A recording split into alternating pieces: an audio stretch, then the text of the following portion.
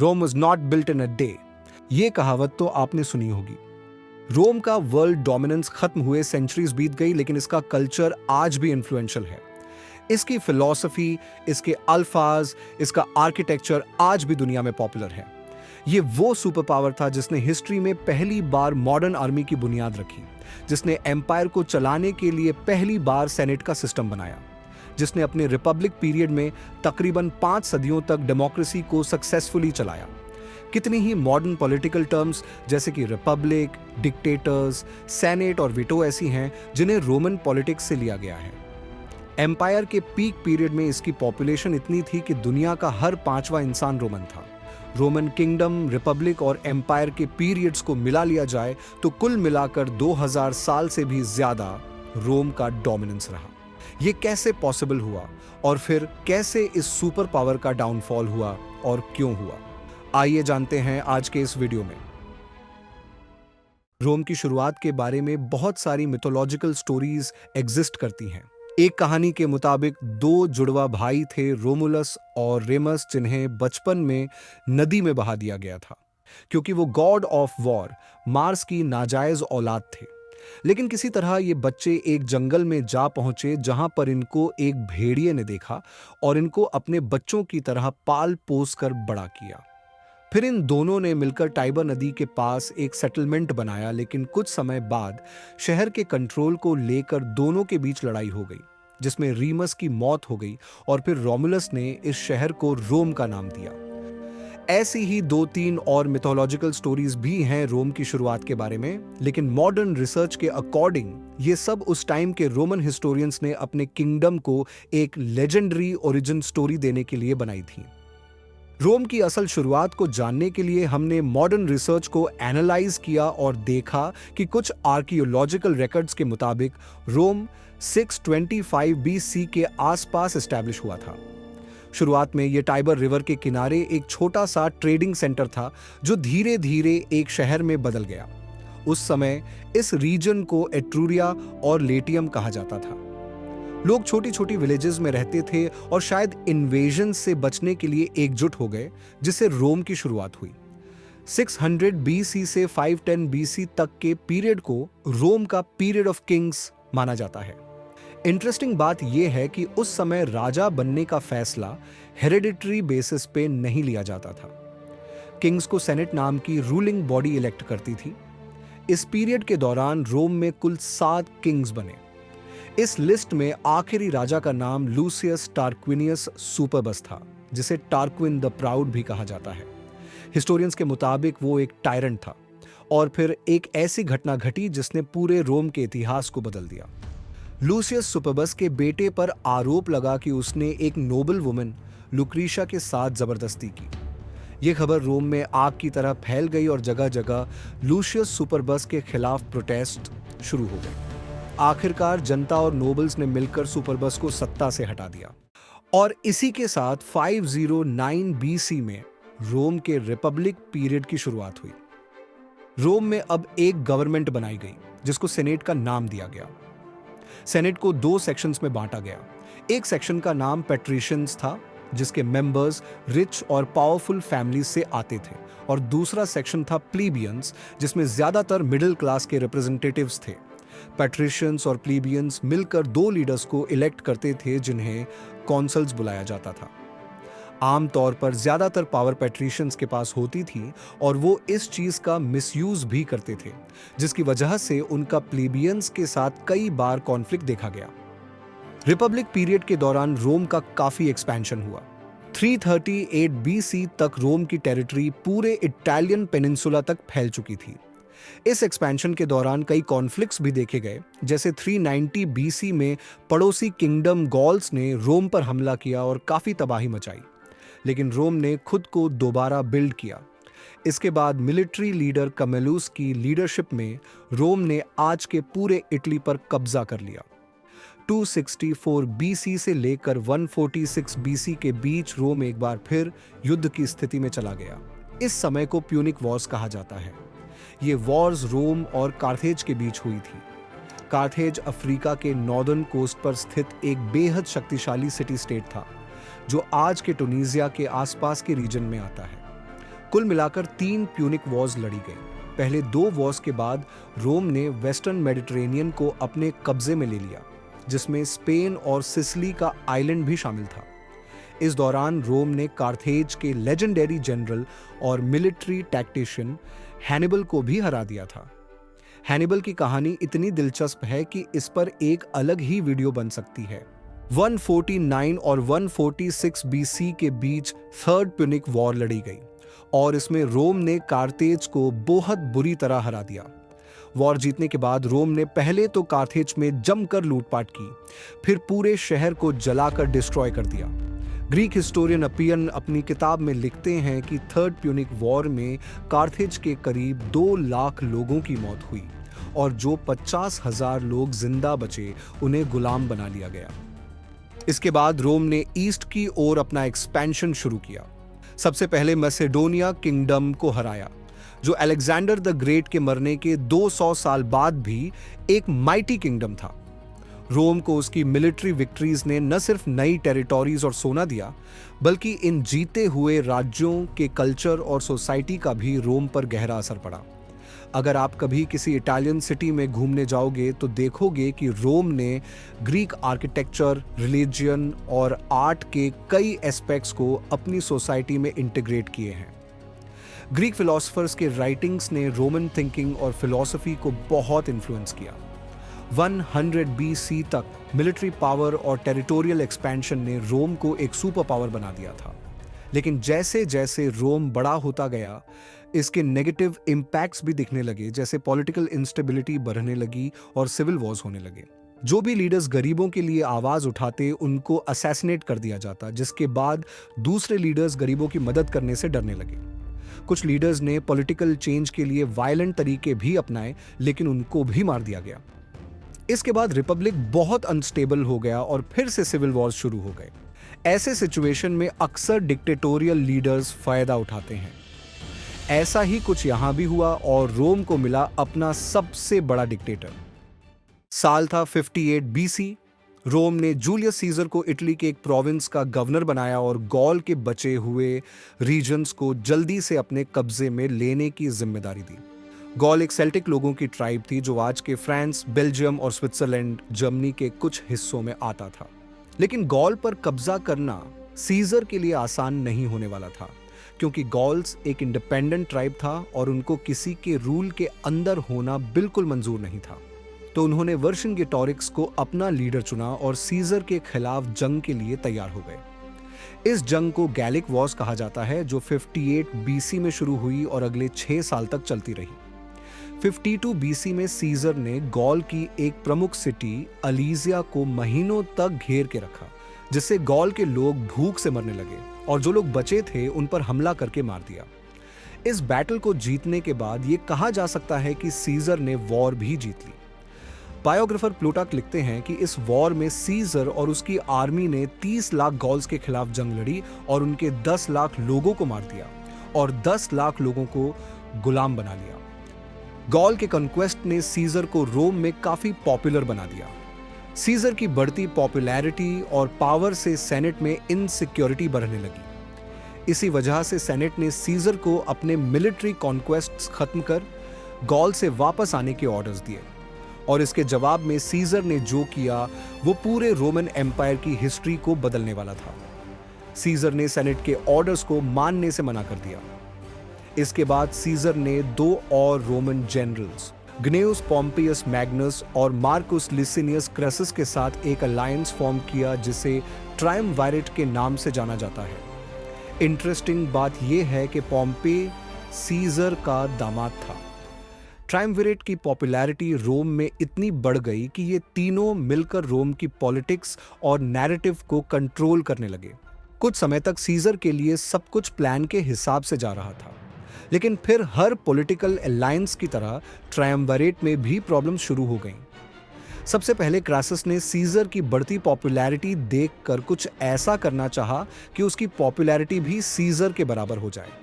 इसी चक्कर में 53 BC में क्रासस ने पार्थियन एम्पायर के खिलाफ मिलिट्री कैंपेन शुरू किया, लेकिन वो ये बैटल हार गया, जिसमें उसकी मौत हो गई। कुछ सोर्सेज ये भी कहते हैं कि क्रासस को कैप्चर किया गया और उसके मुंह में पिघला हुआ सोना डाला गया। क्रसस की डेथ के बाद अब सीजर और पॉम्पे के बीच पावर स्ट्रगल शुरू हो गई। सीजर को हराने के लिए पॉम्पे ने रोमन सेनेट से हाथ मिला लिया और इसके बदले सेनेट को सीजर की बढ़ती पॉपुलैरिटी के खिलाफ एक चेहरा मिल गया जो उसे टक्कर दे सके। 49 बीसी में सेनेट की वार्निंग्स के बावजूद सीजर रोम की तरफ अपनी आर्मी लेकर बढ़ा और रूबिकॉन रिवर को पार किया। बेसिकली सीजर को अपनी पावर दिखानी थी। इस एक्सट्रीम एक्शन की वजह से सेनेट और पॉम्पे के खिलाफ सीजर की सिविल वॉर शुरू हो गई, जिसको सीजर्स सिविल वॉर कहा जाता है। 1 साल तक ये वॉर चलता रहा और अल्टीमेटली 48 बीसी में सीजर की फोर्सेस ने पॉम्पे की आर्मी को बैटल ऑफ फार्सलस में हरा दिया, जिसके बाद पॉम्पे को इजिप्ट भागना पड़ा, जहां उसे किंग टॉलमी ने धोखे से मरवा दिया ताकि उसे सीजर का सपोर्ट मिल सके। इसी के साथ अब रोम का पूरा कंट्रोल सीजर के पास आ गया। मौके का फायदा उठाते हुए सीजर ने अपने आप को रोम का डिक्टेटर फॉर लाइफ घोषित कर दिया। सीजर की रोम पर तानाशाही 49 बीसी से लेकर 44 बीसी तक चली। इस 5 साल के सीजर के रूल के दौरान रोम काफी डेवलप भी हुआ। उसने कई रिफॉर्म्स लाए जिससे गरीब लोगों को भी फायदा हुआ। पब्लिक वर्क्स प्रोजेक्ट्स जैसे रोड्स और बिल्डिंग्स ने सीजर की पॉपुलैरिटी को और भी बढ़ा दिया। लोगों को लगने लगा था कि सीजर उनके लिए एक मसीहा बनकर आया है। उसे एक डेमी गॉड की तरह फॉलो किया जाने लगा। हालांकि सेनेट ने सीजर को ऑफिशियली डिक्टेटर मान लिया था, फिर भी सेनेट में कुछ लोग इसके खिलाफ थे और वो रोम से डिक्टेटरशिप हटाकर वापस रिपब्लिक बनाना चाहते थे। इसमें सीजर के करीबी साथी गायस कैसियस लॉन्गिन्स और मार्कस जूनियस ब्रूट्स भी शामिल थे, जिनको लग रहा था कि सीजर अपनी पावर्स का गलत इस्तेमाल कर रहा है। इवेंचुअली इन दोनों ने कुछ और सेनेटर्स के साथ मिलकर सीजर को असैसिनेट करने का प्लान बनाया। मार्च 1544 बीसी के दिन सेनेट की एक मीटिंग चल रही थी जिसमें सीजर भी शामिल था। कुछ सेनेटर्स ने एक पिटीशन दिखाने के बहाने सीजर को घेर लिया और अचानक से सीजर पर चाकू से अटैक करना शुरू कर दिया। इसके बाद सीजर को लगातार 23 बार स्टैब किया गया। हमले के बीच में सीजर की नजर ब्रूटस पर पड़ी, जिसे वो अपना बेटा मानता था, जिसके बाद सीजर ने कहा, "ए टू ब्रूट, मतलब तुम भी ब्रूट्स", जो कि उसके लास्ट वर्ड्स माने जाते हैं। अससिन्स को लगा कि वो सीजर को मारकर पावर अपने हाथ में ले लेंगे, लेकिन सीजर की पॉपुलैरिटी इतनी ज्यादा थी कि रोम के सारे सिटीजन्स सेनेट के खिलाफ खड़े हो गए। सीजर की मौत ने रोम को एक बार फिर सिविल वॉर में धकेल दिया। यहां पर एंट्री होती है सीजर के ग्रैंड नेफ्यू ऑक्टेवियन की, जिसे सीजर ने ऑफिशियली अडॉप्ट किया था। ऑक्टेवियन ने सीजर के करीबी दोस्त मार्क एंटनी और लेपिडस के साथ सेकंड ट्रायम्विरेट बनाया और सेनेट के खिलाफ जंग छेड़ दी।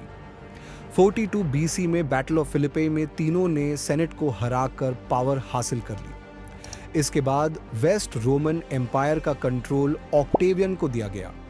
मार्क एंटनी ने ईस्ट को कंट्रोल किया और लेपिडस को नॉर्थ अफ्रीका दिया गया, लेकिन बाद में ऑक्टेवियन ने लेपिडस को साइडलाइन कर सारा कंट्रोल अपने हाथ में ले लिया। कुछ सालों तक ऑक्टेवियन और मार्क एंटोनी ने मिलकर रोम पर हुकूमत चलाई, लेकिन ये अलायंस भी ज्यादा वक्त तक नहीं टिक सका। जब Mark Antony east Roman empire को रूल कर रहा था, तभी उसकी दोस्ती हुई क्लियोपैट्रा से और देखते ही देखते दोनों में प्यार हो गया। इंटरेस्टिंग बात यह है कि एक समय पर क्लियोपैट्रा का सीजर के साथ अफेयर था और दोनों का एक बेटा भी था। यह सुनकर ऑक्टेवियन को लगने लगा कि अब मार्क एंटनी दूसरे अलायंसेस बनाकर अपनी पावर को बढ़ाने का प्लान कर रहा है। इसके बाद दोनों के बीच अब ट्रस्ट इश्यूज होने लगे और ऑक्टेवियन ने मार्क एंटनी के खिलाफ प्रोपेगेंडा शुरू कर दिया, ये कहकर कि मार्क एंटनी अब क्लियोपैट्रा को रोम की क्वीन बनाना चाहता है और वो रोमन उसूलों को भूल गया है, और इवेंचुअली उसे गद्दार घोषित कर दिया। जवाब में मार्क एंटनी ने ऑक्टेवियन की लेजिटिमेसी को क्वेश्चन किया और कहा कि रोम पर उसका कोई क्लेम नहीं, क्योंकि वो सीजर का असली बेटा नहीं है। इसके बाद दोनों के बीच जंग शुरू हो गई और काफी बैटल्स के बाद 31 बीसी में बैटल ऑफ एक्टियम हुई, जिसमें ऑक्टेवियन की नेवल फोर्सेस ने एंटनी और क्लियोपैट्रा की फ्लीट को हरा दिया, जिसके बाद दोनों इजिप्ट भाग गए। लेकिन ऑक्टेवियन ने उन्हें वहां भी नहीं छोड़ा और अपनी आर्मी भेजकर उन्हें 1 साल तक घेर के रखा। फिर 30 ईस्वी में एंटोनी और क्लियोपेट्रा ने हार मान ली और दोनों ने आत्महत्या कर ली। इसके बाद ऑक्टावियन को रोम का पहला एम्परर घोषित किया गया और उसने ऑगस्टस का नाम अपना लिया और इसी के साथ शुरुआत हुई रोमन एम्पायर की।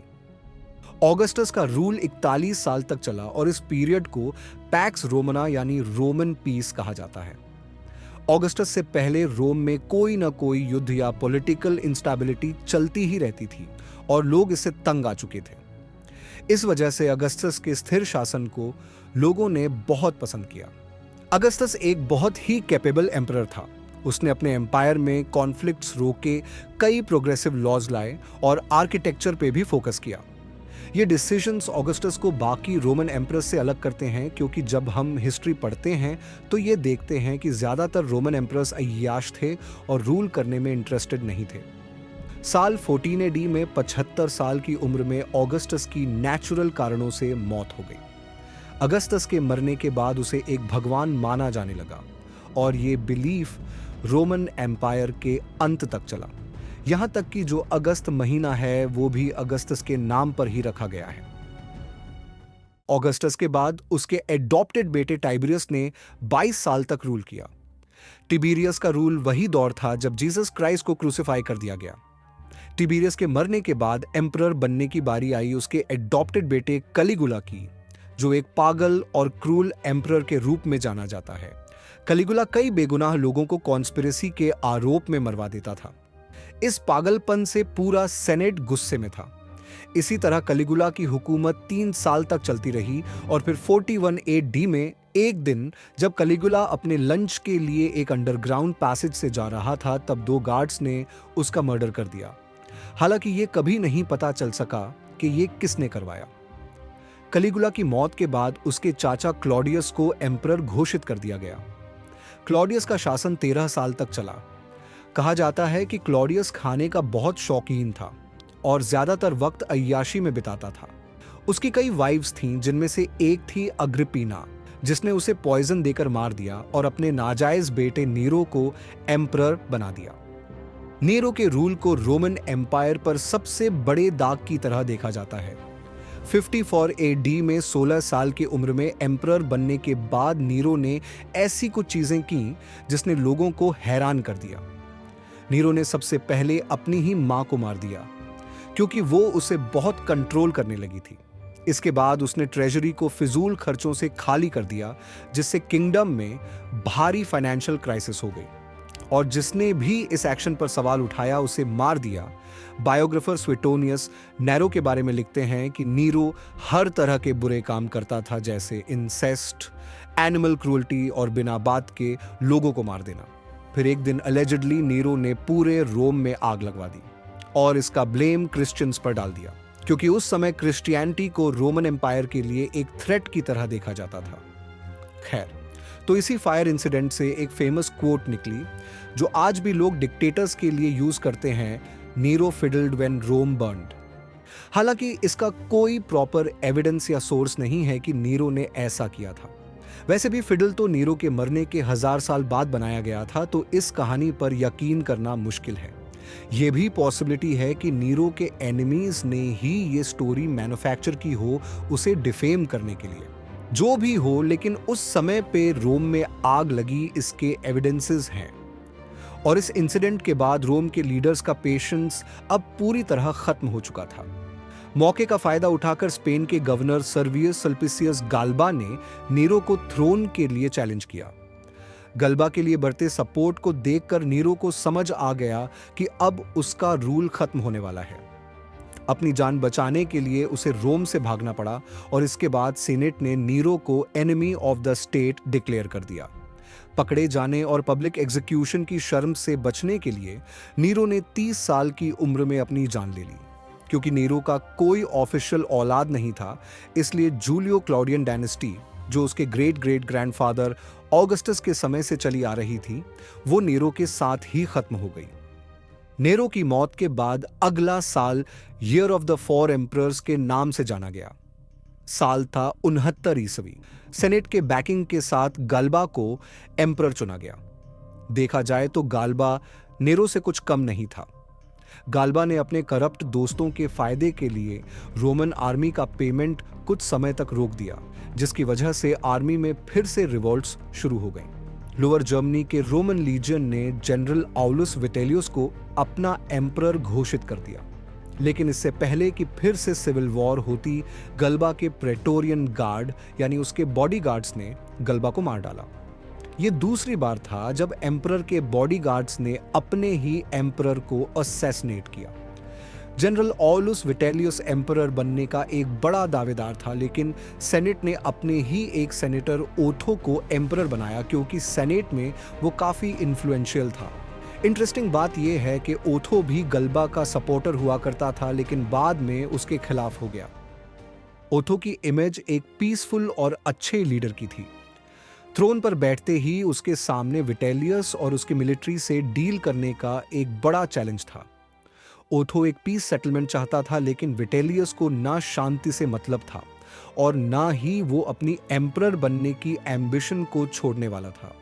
फिर दोनों की आर्मीज के बीच एक लंबी लड़ाई चली, लेकिन ओथो की आर्मी को बेड्रियाकम की बैटल में भयंकर हार का सामना करना पड़ा। रोमन हिस्टोरियन और सेनेटर कैसियस डियो ने लिखा कि उस दिन बैटलफील्ड पर 40,000 रोमन सोल्जर्स की मौत हुई थी। जब ओथो को यह पता चला तो उसने इस लड़ाई को अपनी तरफ से रोक दिया। हिस्टोरियंस का मानना है कि अगर वो कंटिन्यू करता तो वो जीत सकता था, लेकिन ओथो अपने सोल्जर्स की जान खतरे में नहीं डालना चाहता था और फिर हजारों सोल्जर्स की मौत का सदमा उससे बर्दाश्त नहीं हुआ और उसने खुदकुशी कर ली। यह काफी अफसोस की बात है कि ओथो का रूल सिर्फ 3 महीने तक चला, क्योंकि अगर उसे मौका मिलता तो वो एक काफी संवेदनशील और अच्छा एम्परर होता। जहां रोमन एम्परर ज्यादातर नार्सिसिस्ट और ग्रीडी हुआ करते थे, वहां ओथो का नाम हमेशा एक ईमानदार एम्परर के तौर पर लिया जाता है। ओथो की मौत के बाद विटेलियस अपनी आर्मी के साथ रोम पहुंचा और उसके सोल्जर्स ने सबसे पहले तो रोम के लोगों को मारा और लूटा और औरतों को भी नहीं बख्शा। और फिर सेनेट ने हार मानकर विटेलियस को एम्परर डिक्लेयर कर दिया। विटेलियस को अगर एक सोशियोपैथ कहा जाए तो गलत नहीं होगा। उसने अपने आप को सुप्रीम लीडर डिक्लेयर कर दिया और एक डिक्टेटर की तरह हुकूमत करने लगा। आम लोगों पर जुल्म बढ़ने लगे और ऐसा लगने लगा कि रोम एक डार्क एज में जा चुका है। अब रोम को एक सेवियर की जरूरत थी जो उसको जल्दी मिलने वाला था। रोमन आर्मी के एक हिस्से ने अचानक रिवोल्ट शुरू कर दिया और अपने कमांडर टाइटस फ्लेवियस वेस्पेसियन को एम्परर डिक्लेयर कर दिया। फिर एक लंबी वॉर चली और आखिर में वेस्पेसियन की आर्मी रोम में घुस गई। जब विटेलियस को यह समझ में आ गया कि वो जंग हार रहा है, तो उसने शहर से छुपकर भागने की कोशिश की, लेकिन कुछ लोगों ने उसे पकड़ लिया और उसको घसीटकर रोम के लोगों के बीच लाया गया, जहां उस पर लोग थूकने लगे। फिर उसे बुरी तरह टॉर्चर करके मार दिया गया और उसकी बॉडी को नदी में फेंक दिया गया। दिसंबर 22, 69 AD को सेनेट ने वेस्पेसियन को एम्परर डिक्लेयर कर दिया। ये एक लंबे पीरियड के रोमन टर्मोइल का एंड था और एक नए पीसफुल और खुशहाल रोमन एम्पायर के दौर की शुरुआत हुई, जिसे फ्लेवियन डायनेस्टी के नाम से जाना गया। वेस्पेसियन के रूल में कोलोसियम का कंस्ट्रक्शन शुरू हुआ, जो कि आज भी दुनिया का एक सबसे बड़ा टूरिस्ट अट्रैक्शन है। वेस्पेसियन एक इंटेलिजेंट और अच्छा पॉलिटिशियन था। उसने लॉ एंड ऑर्डर को रिस्टोर किया और रोम के एलीट क्लास और कॉमन सिटीजन्स दोनों का ख्याल रखा। उसने सेनेट की पावर को पूरी तरह रिस्टोर किया और कई रिफॉर्म्स इनैक्ट किए जो पब्लिक वेलफेयर पे फोकस करते थे। वेस्पेसियन का रूल लगभग 10 साल चला और उसके मरने के बाद उसका बेटा टाइटस एम्परर बना, जो पहला बायोलॉजिकल बेटा था किसी भी रोमन एम्परर का जिसने अपने पिता को सक्सीड किया। टाइटस के बाद उसके भाई डोमिशियन एम्परर बना, लेकिन उसे असैसिनेट कर दिया गया। इसके बाद 96 AD से 192 AD के पीरियड को the era of the good emperors कहा जाता है। इस पीरियड में ट्रेजन को उसके लोगों ने सबसे अच्छा एम्परर माना। इसी दौरान रोम 1 मिलियन लोगों वाला शहर बना और एम्पायर का एरिया अपने इतिहास का सबसे हाईएस्ट नंबर पर पहुंचा। रोम ने नए रीजन को रोड्स के जरिए कनेक्ट किया, यह सिस्टम अभी तक यूरोप की ट्रांसपोर्ट मैप को डिफाइन करता है। ट्रेजन की रूल के बाद एम्परर हेड्रियन ने डिफेंस को स्ट्रॉन्ग किया, ब्रिटेन में बड़ी बड़ी फोर्ट्स बनाई और रोम में पैंथियन बनवाया। पैंथियन के अंदर हैड्रियन ने अपने लवर एंटोनियस की पेंटिंग्स भी बनवाई, जो आज भी देखी जा सकती हैं। लास्ट गुड एम्परर माने जाने वाले फिलोसोफर मार्कस ऑरेलियस ने अपना ज्यादातर टाइम मिलिट्री कॉन्क्वेस्ट्स में बिताया। बैटल्स के बीच में उसने अपनी स्टोइक फिलॉसफी का मैनिफेस्टो मेडिटेशंस लिखा। मार्कस ऑरेलियस के बाद उसके बेटे कोमोडस के अंडर आखिरकार पैक्स रोमाना का अंत हो गया। कोमोडस को अपने काम से ज्यादा ग्लैडिएटर की फाइट्स पसंद थी। इवेंचुअली कोमोडस के कुछ दुश्मनों ने उसे एक फाइटर और स्लेव नार्सिसस से गला दबाकर असैसिनेट करवा दिया। इसके बाद रोम फिर से केओस में डूब गया। अगले 100 साल रोमन एम्पायर काफी अनस्टेबल रहा। इस पीरियड के दौरान 25 से ज्यादा एम्परर्स आए और उनमें से लगभग सभी को असैसिनेट कर दिया गया। एक बार तो प्रेटोरियन गार्ड ने एम्परर को मार दिया और नेक्स्ट एम्परर की पोस्ट को ऑक्शन पर लगा दिया। कई एम्परर्स ऐसे भी थे जिनका रूल सिर्फ कुछ दिन या हफ्तों तक ही चल पाया। कुछ की रेन का एग्जैक्ट ड्यूरेशन अभी भी अनसर्टन है, लेकिन सबसे छोटी रेन का रिकॉर्ड गॉर्डियन II के पास है, जो लगभग 22 दिन का था। 285 AD में डायोक्लिशियन, जो उस टाइम का एम्परर था, उसने रोमन एम्पायर को ठीक से मैनेज करने के लिए उसे वेस्टर्न और ईस्टर्न पार्ट्स में डिवाइड कर दिया। फिर उसने एक सिस्टम बनाया जिसमें एक एम्परर वेस्ट को रूल करता था और दूसरा ईस्ट को, और दोनों को ऑगस्टस के टाइटल से बुलाया जाने लगा। और इन दोनों के अंडर एक एक डेप्यूटी एम्परर्स थे जिनको सीजर का टाइटल मिला, इसलिए इस पीरियड को टेट्रार्की का नाम दिया गया। फिर 305 AD में डायोक्लिशियन ने एक काफी रेयर चीज की, उसने थ्रोन को खुद ही गिव अप कर दिया, और ऐसा करने वाला वो पहला रोमन एम्परर बना। इसके बाद डायोक्लेशियन के को रूलर और वेस्टर्न एम्पायर के एम्परर मैक्सिमन ने भी रिटायरमेंट ले ली, जिसके बाद वेस्टर्न एम्पायर के सीजर के बेटे कॉन्स्टेंटाइन को वेस्टर्न एम्पायर का एम्परर अपॉइंट किया गया और उसको दोनों ऑगस्टस और सीजर का टाइटल दे दिया गया। लेकिन मैक्सिमन के बेटे मैक्सेंटियस ने डिमांड किया कि उसको सीजर का टाइटल दिया जाए। इसके बाद कॉन्स्टेंटाइन और मैक्सेंटियस के बीच वॉर शुरू हो गई। माना जाता है कि वॉर से पहले कॉन्स्टेंटाइन को आसमान में क्रॉस दिखाई दिया और उसको लगा कि ये गॉड की तरफ से उसके लिए साइन है जिससे अपनाकर वो जीत सकता है, और फिर उसने अपने फ्लैग्स और आर्मी के बैनर्स पर क्रॉस को पेंट करवाया। इस वॉर में कॉन्स्टेंटाइन की जीत हुई और मैक्सेंटियस को मार दिया गया। वॉर जीतने के बाद कॉन्स्टेंटाइन ने क्रिश्चियनिटी को एक्सेप्ट कर लिया और अपने एम्पायर का ऑफिशियल रिलीजन बना दिया। कॉन्स्टेंटीन का रूल 357 AD तक चला और उसके मरने के बाद उसके 3 बेटों के बीच पावर स्ट्रगल हुआ, लेकिन कोई भी थ्रोन पर टिक नहीं पाया। इसके बाद 363 ईस्वी में वैलेंटीनियन डायनेस्टी आई, जिसमें पावर स्ट्रगल्स, असैसिनेशंस और अनस्टेबल रूल था। 392 ईस्वी में वेस्ट के एम्परर वैलेंटीनियन II की मौत के बाद ईस्ट के एम्परर थियोडोसियस I ने दोनों एम्पायर्स को फिर से यूनाइट कर दिया, लेकिन ये यूनाइटेड रोमन एम्पायर ज्यादा समय तक नहीं रहा। थियोडोसियस की मौत के कुछ साल बाद उसके दोनों बेटों आर्केडियस और ओनोरियस के बीच रोम का फाइनल बंटवारा हो गया। आर्केडियस के अंडर ईस्ट था, जो आगे चलकर बिजांटाइन एम्पायर बना, और होनोरियस के अंडर वेस्ट था, जिसका बहुत जल्द अंत होने वाला था। धीरे धीरे ग्रीक बोलने वाला बिजांटाइन एम्पायर अमीर होता गया, जबकि लैटिन बोलने वाला वेस्टर्न एम्पायर इकोनॉमिक क्राइसिस का शिकार हो गया। बिजांटाइन एम्पायर की दौलत ने अपने फोर्टिफिकेशन को मजबूत बनाया। जब इन्वेडर्स ने कॉन्स्टेंटिनोपल की ताकत और रोम की कमजोरी को देखा तो उन्हें वेस्ट को अटैक करना ज्यादा आसान लगा। इस दौरान एक जर्मैनिक ट्राइब गॉथ्स ने बार बार वेस्टर्न रोमन एम्पायर पर हमला किया।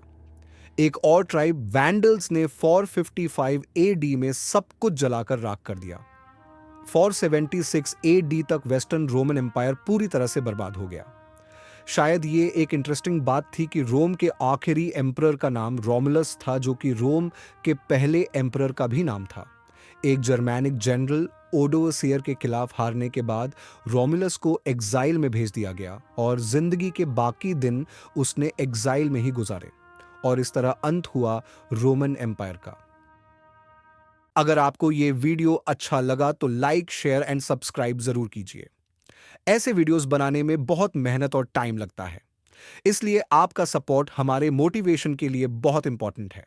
और जाने से पहले कमेंट सेक्शन में जरूर बताइए कि आगे आप कौन से हिस्ट्री के बारे में वीडियोस देखना पसंद करेंगे। See you soon with another history documentary.